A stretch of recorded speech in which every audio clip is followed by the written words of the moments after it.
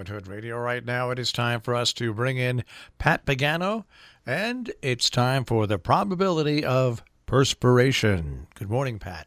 Yeah, well, do you remember years ago how that used to be expressed Yeah. when it used to get humid and the temperature? What did they call it years ago? Um, what, I don't know. You got me there. Really? I Yeah. thought you would remember that. I mean, they really don't use it anymore. And now they use things like feels like, real feel, Yeah. and stuff like that, right? Yeah. But back then, they used to talk about how much If I give you the initials, I think you'll get it. THI. the heat and humidity index. Close. Temperature humidity Yeah. Yeah. index. It was called the THI. Yeah. Yeah. And you needed a table for it, but that's what they used to use. And yeah, well, it'll be up there, but not so much today, the weekend. Today and Friday will be partly sunny and hot with a high of 90. Clear tonight, those 60s. Saturday, hazy and humid. We have a chance of a thunderstorm, and it's going to be humid. Middle 80s. On Sunday, it's cooler. 70s to near 80. Some sun and breezy with a couple of showers. I think most of the shower activity on Sunday will probably be, I'm going to say, central and northern New England.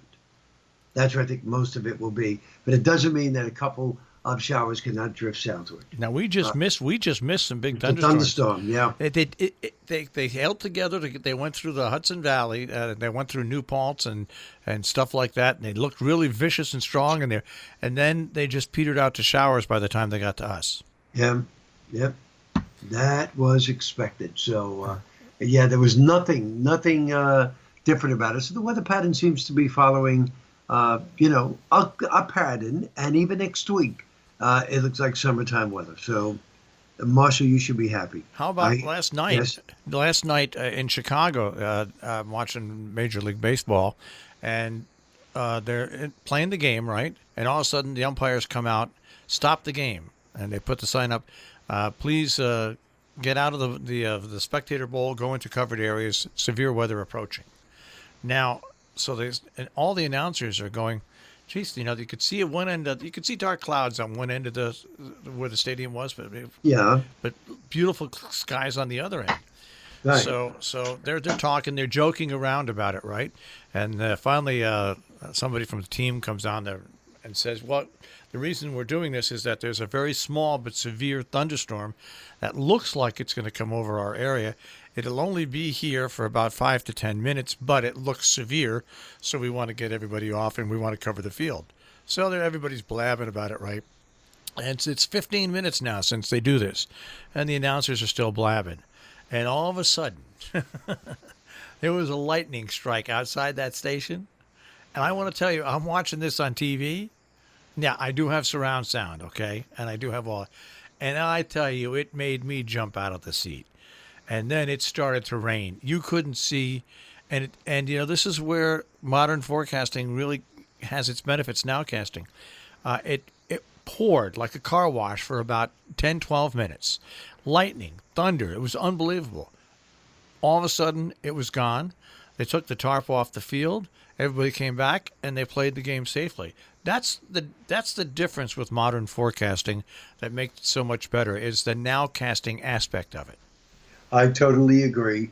If you take a look, and I'm sure you did, at today's weather trivia on the sheet, I put weather trivia for all of our stations. 1957, Hurricane Audrey brings a 12-foot high storm surge, 25 miles inland of L.A., California. 200 people were killed. Now, that was in 1957. Today's forecasting ability would easily tell people to evacuate. Yeah. And 200 lives would not be lost. Tomorrow's trivia, I was looking at that, about a tornado that skips over Ohio to Lake Erie. And it was way back, I think it was in the 20s, I'm not sure. And that killed 85 people. In today's, or with today's technology, they would be warned well in advance, and I'm sure um, we would never have that many lives lost. So that is, I keep trying to impress people. That is really the object, the main object of weather forecasting. It's not so much to tell you, yeah, you could have your picnic, or you could go to the beach and get a suntan, or you need the umbrella, but it's to save lives and property. That's our number one aim. After that, then we could tell you, well, yeah, you can go horseback riding. Oh, yeah, you could play soccer tonight. Those things are not important. The most important thing is to make sure that everybody is safe. And yeah, it's getting better and better and better. So I'm kind of happy about that. Especially during the summertime. I mean, with the advancements in Doppler radar and tracking Yeah. for thunderstorms, for tornadoes, for is absolutely amazing. The difference it makes in the safety, and I think people tend to not recognize that, especially if you're out on a golf course. If you're out on a golf course nowadays, and you've got your smartphone with you, and it's set to take alerts, you can get an alert, and you can get off the golf course before you get covered in rain. Right. It really is. It's amazing. It's amazing, and that's one of the true advancements. Now we just need better forecasting for the winter storms with this new modeling computer.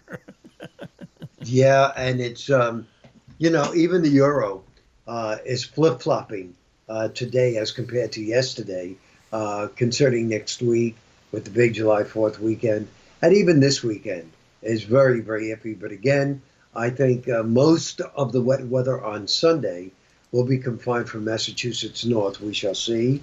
I'll keep you posted on that. And other than that, it was a relatively quiet day weather-wise yesterday. I didn't have too much to worry about. And that's it. Today, late this afternoon, I'll go for my yoga class and get some rest and relaxation. That's the only place I get it. Well, you know what? How's your handyman? Is he any better? We won't know till Friday. He Oh, goes to the until surgeon Friday. on Friday. All right. Jeez. Yeah. It, I read on the internet that when you break a finger, um, they said at least 4 to 6 weeks. Yeah. Yeah. So, I mean, it's been 3, so that could mean another 3 weeks. Yeah.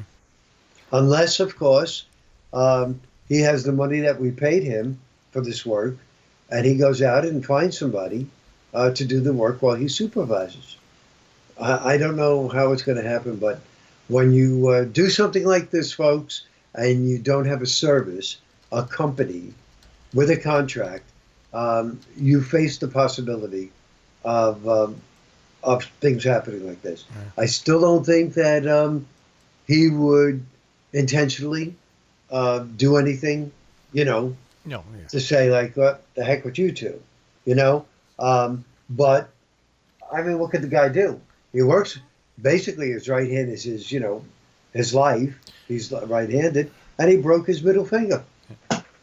So, and he tried to tough it through in the first week when he shouldn't have. Had he went Yep. and gotten it fixed right away, he'd be ahead of the game. So Now, that was his big mistake, and working without a bandage on it and a glove. I would, what I would have done? I would have said, okay, you know what? I'm going to try to help you out, Pat. I'm talking now. I'm being Dan, but the only thing I could do is whatever I could do with my left hand, because I'm putting my right hand in a sling so that I don't use it, Yeah. don't bump it or anything like that. But he was just too, what's the word, aloof? Too, matter of fact. macho. Not a problem. No, it's macho. Too macho. I can Yeah, handle this. is I that can it? handle the pain. Okay. I can handle the pain. I can handle the pain. Yeah, well, he didn't handle the pain No. that day because when I saw him and I saw blood dripping out his finger, this is the second time, and I asked him what happened, his face was like, you could just see the pain. He said, I hit it. But he said, one of the tools, hit it by accident. Ew. And I said, well, when you're in that field and you're a handyman, whatever you're doing, you have to be extra, extra careful. Yeah. You really do. Ooh. Well, anyways, all right. So you know what I made before we go? I made a mistake. I thought I was pulling out a nice What? golf shirt today, right? Yeah. No, I pulled out a turtleneck. I didn't realize it until I got in the car this morning that I actually had a turtleneck on. You have a turtleneck on. I'm dying this morning. I'm dying. It's a good You thing. better change that because like the dog catchers, Yeah, how they that's go around right. with a net. Yeah, that's right.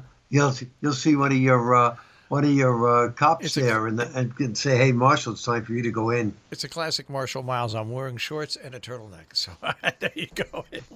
What an idiot! Honest to God, this is why I can never stay married, Pat. That's why I can never stay married.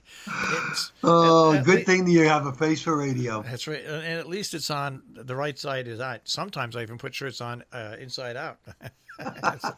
You're laughing. It's true, Pat. It's absolutely true. All right. Well, that's it for today. Okay, Marshall. I'll check with you tomorrow morning. Sounds good. Bye-bye. Take care, Pat. Pat Pagano this morning in the Weather Center with a check on that tri-state forecast.